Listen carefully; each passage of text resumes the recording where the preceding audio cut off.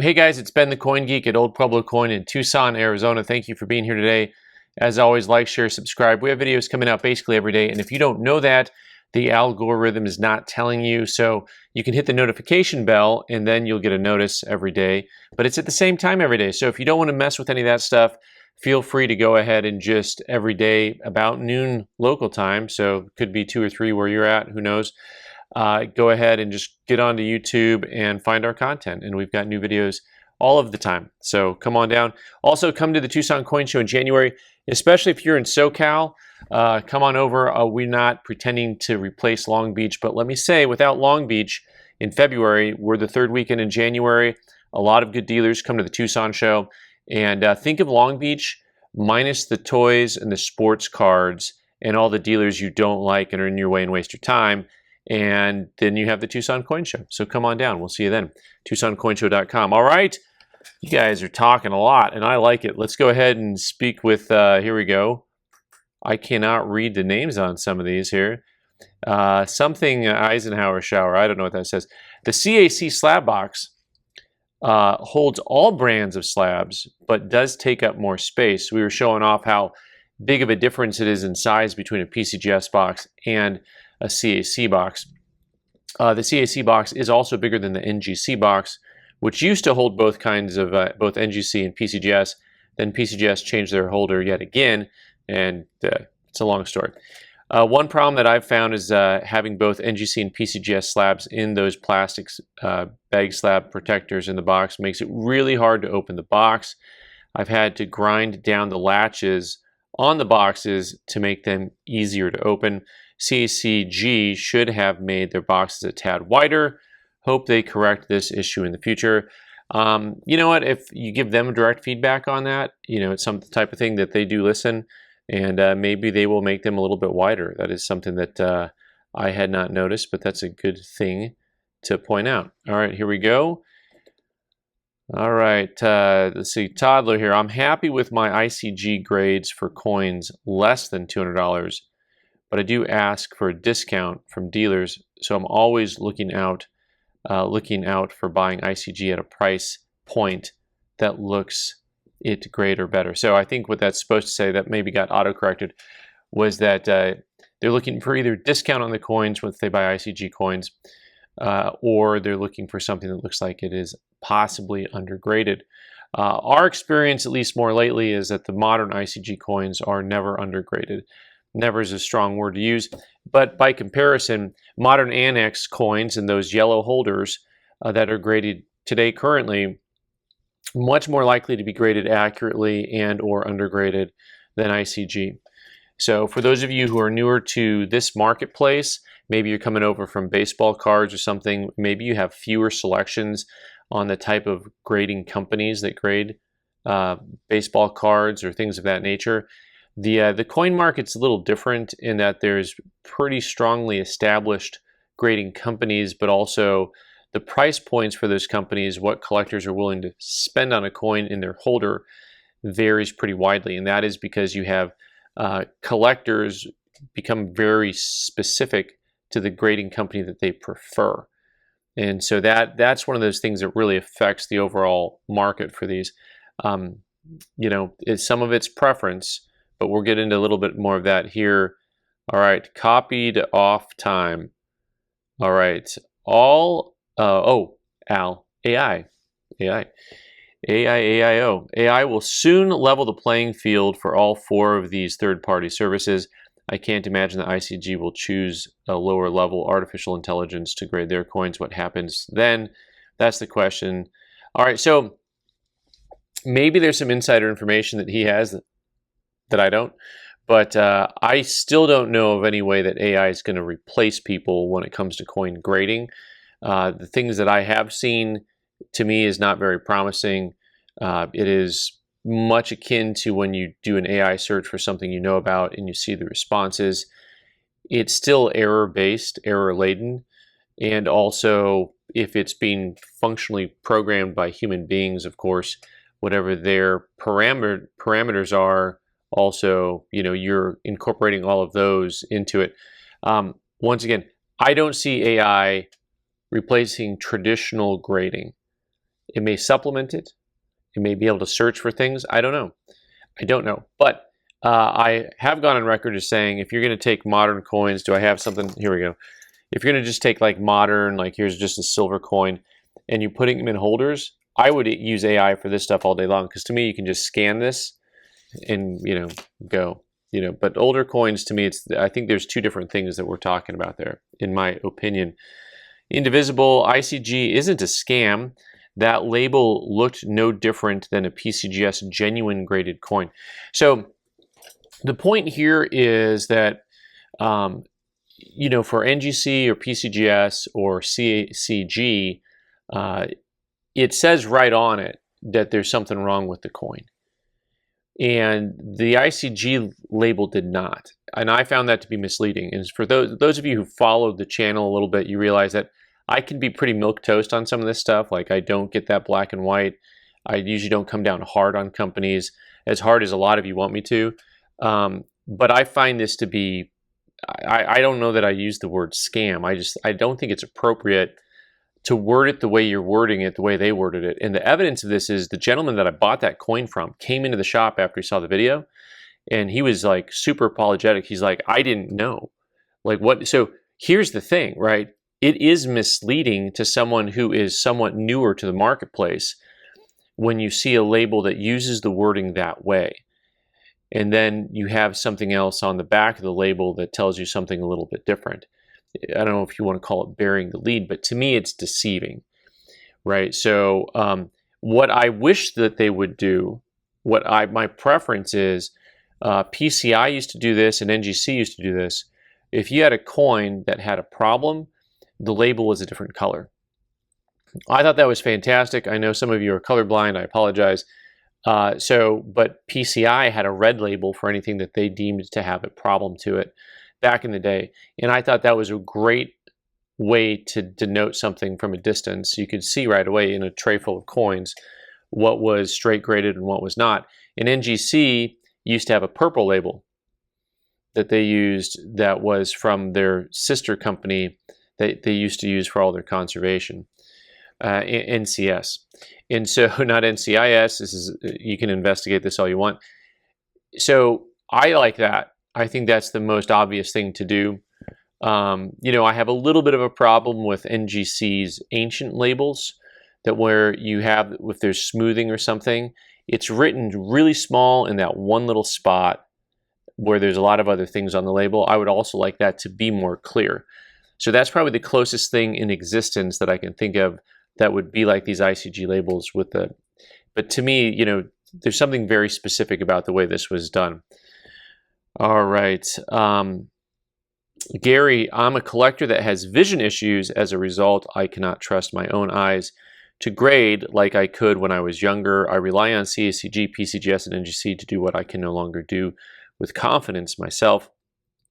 I steer well clear of any other grading companies because of my eyes. Thank you for this reminder, Gary. I've had a lot of collectors, and I already know what it's like as your vision changes as you age, but I've had a lot of collectors that were legally blind.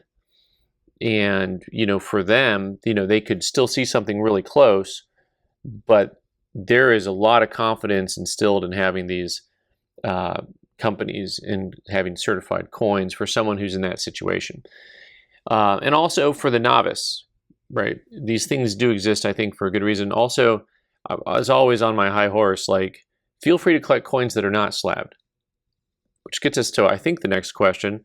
We'll see if I got these in order right here. Jerry's saying that coin experts often say buy the coin, not the holder. Then in the next breath, they will tell you to only buy holders from PCGS. Make up your mind. Okay, so I will never tell you to buy coins only from PCGS, but I'm not a coin expert. So there we go. Happily buy raw coins. My commentary on getting coins certified for the collector is that if you're a collector and you want coins that are certified, buy coins that are already certified. Don't spend the money to try to get them certified. Don't try to play the crack out game. Generally speaking, it's not really a winner for the collector, for the consumer, for you, the individual, right? And as far as like who to buy coins from and not from, Once again, there's plenty of coin grading companies out there, harkening back to my comments about baseball card collecting. There's plenty of very valid, good companies out there that you can buy from, but there are a couple that you just, in my opinion, you should not. Like if there's someone who's a novice and they came into the coin store, I would not tell them to buy ICG or SEG's graded coins. And for Annex, they can buy any Annex graded coin they want. That's okay, but I will tell them that the resale value of an Annex coin that's like a really rare date, or a coin that has a really high jump in value from like MS64 to 5 or 66 to 7, coins that have big jumps, those it's harder to deal with in the marketplace because there are fewer people who are looking to deal with those in the marketplace. Because the people who want that 66 to 67 jump, that coin, they're oftentimes very specific collectors and they move that market. And this is actually true of NGC as well. So you'll see very high-end coins that may jump from like whatever, I'll make up a number, $5,000 to $10,000, but those price points might only be true going from on a PCGS coin. The NGC coins may trade at not from 5 to 10, they may trade from like 4 to 7. So it's not just Annex that has that issue going on. PCGS, well, this is a different question. I'm going to do a different video about that. Okay. Next up, El Diablo, the Explorer. Man, some of you guys have way better names than the Coin Geek. The key with any authentication company is just that the coin is real. Anyone who lets any grading service sell them and grade is foolish. I grade my own coins. A case in point is I looked at a seated dollar at an NGC holder at a recent coin show. While I agreed with the grade, it had been cleaned. I turned the coin down. I came back around later and another coin dealer was negotiating to buy the same coin for a net grade price, and he said that it was cleaned. Moral of the story is buy the coin, not the holder, and continue to educate yourself. Yeah, well said. Back to what we said before, having coins graded well and accurately is important in the marketplace for the consumer who's a new consumer or someone who has visual impairment. Also, do educate yourself. Do learn to know what you like and don't like. Do learn to know what the market likes and doesn't like. But also, those don't have to be the same thing. I do have customers who buy cleaned coins because they know they're cleaned coins and they have the confidence of like, well, I already know the coin's clean. I don't have to worry about spending a lot of money on a coin that's a high grade. It's a different mentality. I understand that. Some of you guys are like, why would you buy a cleaned coin? But, I have customers that they like cleaned coins. That's just how they look at the world. Everyone's a little bit different. But do continue to educate yourself. Know what the market is on stuff. Here we go. Ben, in the past, Mr. Toddler here, in the past year has cracked out more PCI coins in AU to MS64 that actually graded higher with PCGS. And the rest, I think, graded at the same level. Were these just cherry picks? So, specifically to PCI, a couple things. First of all, probably they were cherry picks. One, maybe I should be more clear on some of that. Two, PCI was a company that was very active in the late 90s and early 2000s that we actually used a couple times here at the shop. I've seen plenty of PCI graded coins that were accurately graded, if not undergraded. They were a pretty solid company for a while. They just never kept with that. I don't know what happens to some of these companies. It's hard to run a business. So I would guess that those have been cherry picks. I do have a group of PCI coins right now that I'm going to crack all of them out and send them in and just see how it goes. So this won't be a cherry pick group. It's a group of about 8 coins, and we're just going to see what happens with those. Raspobo, grading aside, are these companies dependable for authentication?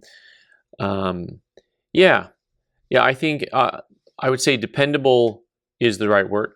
Unfallible, infallible, don't know which of those two words you want to choose. They are not, but dependable, yes. I've seen very, very few coins in any of those coin grading companies, PCGS, NGC, CACG, or Annex, or even PCI, that were fake, right? And so does it happen? Yes, and there's a couple guys in the country that are specialists in this. They find them, they let PCGS know or NGC know, and that's kind of their hobby, so to speak. And if you follow these guys, you'd think that this happens like a bazillion times a day, but also relative to the amount of coins that are getting graded and that are graded, it's not a whole lot of coins that sneak past them. And I would tell you, absolutely, you can shop with confidence from those companies. All right. Never understood the concept of photo certified coins. Do you need a photo of a coin that you already have in your hand? If you already have it in your hand, I think that was his main point here, Max Fury. Once again, way better name than the Coin Geek. Yeah, so I think there's a couple things that were going on. The very first photo grade coins, I think the point about that was before that they were encapsulating coins in a hard plastic sealed container that you could tell if it had been opened or not, right? So previously the coins would have been in some type of a soft container, and so the point about having it with a photo certificate was that the photo was taken so you could see that the coin was the same coin as the coin that had been graded. And that's the original annex when it was very much so actually a part of the ANA. And that was the beginning of something that's in the photo seal realm. Now today we live in a visual world, and I'm a visual girl, where we're going to look at these things very closely on the internet. We're buying stuff on the internet, and so the photos are very important to people. And so a lot has been made of the photos over the years. In modern times, it's a very different thing than it was back then. And today, people actually use those photos to put together a digital collector's book. So some of the different companies and their formats have a digital collector book where all of your coins can be stored, images in a digital album, and you can like flip the pages and see what coins you have, which is actually kind of a cool setup. You can share your coins without having to transport them. If at times you want to go someplace and show somebody, another coin collecting friend of yours. Of course, as always, it's way better in person, way more fun to look at coins specifically. You can see all the grades. And the big caveat with any of the photo stuff is, I used to joke about PCGS's photography because, lots of times the photos appeared like they might be on a dating app. You might get a version of the coin that's like really a lot nicer in photo than in person. And so always bear in mind understanding what they look like. I actually appreciate when the coin auction houses show photographs two different ways. So it has the finish that is catching the light, but then it has the finish where it's not. And all of a sudden you're seeing a coin that's like very different looking once you get the coin home, right? And you don't want to get a coin home and find out it's different looking. You want to be able to have that accuracy. And so photos matter a lot in this industry. The photo grade itself has a different history. So, all right, guys, awesome. Thank you for being here today. As always, like, share, subscribe, do the YouTube, and we will catch you next time. Thanks.